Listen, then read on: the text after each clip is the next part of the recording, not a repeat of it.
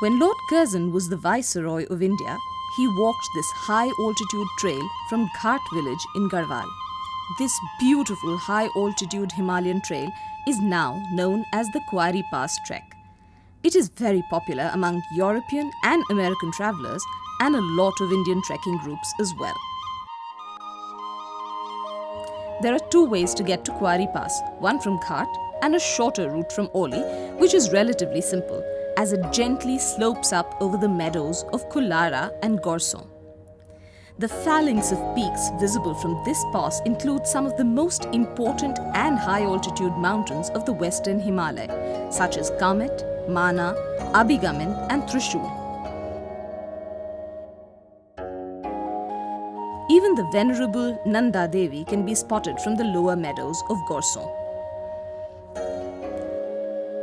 In spring, the alpine meadows around Kuari Pass light up with a profusion of flowers. As one goes higher, the floral composition constantly changes. In the high-altitude deciduous forests, one can come across many species of ground orchids such as Cypripedium, cordigerum and Calanthe tricarinata. In May, the open slopes of Gorson are carpeted with the brilliant blues of Iris kemaonanensis. Along the same altitude, one can find Podophyllum hexandrum, an important source for a cancer drug.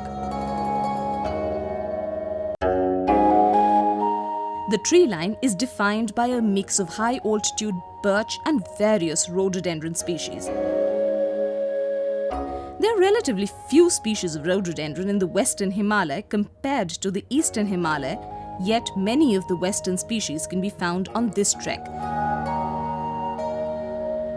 including arboreum, lepidotum, anthopogon and campanulatum. These meadows are also the spring-summer hunting grounds of Himalayan villagers who come here in search of the elusive Cordyceps sinensis, a fungus that grows out of a moth caterpillar which is collected here and sold in China and elsewhere at a very high cost as a performance-enhancing and rejuvenating medicine. On the morning of 26th of May, we woke up early in Joshimath town and took a shower, the luxury of which wouldn't be available to us for the next 5 days. The distance from Joshimath to Oli is 16 kilometers and we camped at Oli. After lunch, we all went to the Hanuman temple from where we got an amazing view of Nanda Devi.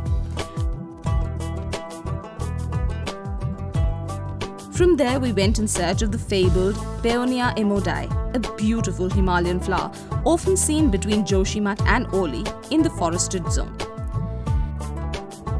After walking the forest for several kilometers, we found a small population of Cypripedium cordigerum, a beautiful and delicate greenish-brown orchid, as well as Calanthe tricarinata, a more flashy yellow and orange species. Unfortunately, we could not find wild peonies. We started our trek from Oli the next morning at 6. The trail mostly led through oak forests and bugyals or meadows.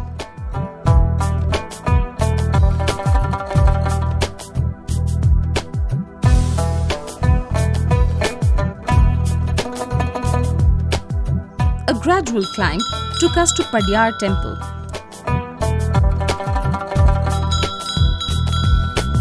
After the temple, it was an easy walk over another bugyal. After Gorson, the next 2 kilometers of the trek involved steep climbs and descents, on a narrow path that often had near vertical cliffs on one side and a steep valley on the other. Thereafter, it was downhill all the way to Talli Lake and then to the Talli campsite through a dense forest of oak and rhododendron. We camped there in the middle of a forest for the night. Then the weather changed. First came the hail. Then it started raining lightly. By midnight, it was really coming down. We couldn't sleep that night because of the sound of the torrent of solid and large raindrops hitting the outer coverings of our tents. We stayed up for most of the night, watching the night sky light up with lightning every few seconds, followed by the terrifying boom of thunder. The next morning, 28th May, we began trekking by sunrise and reached Kulara top by 11 am. The view of the peaks from Kulara top was better than that from Gorson.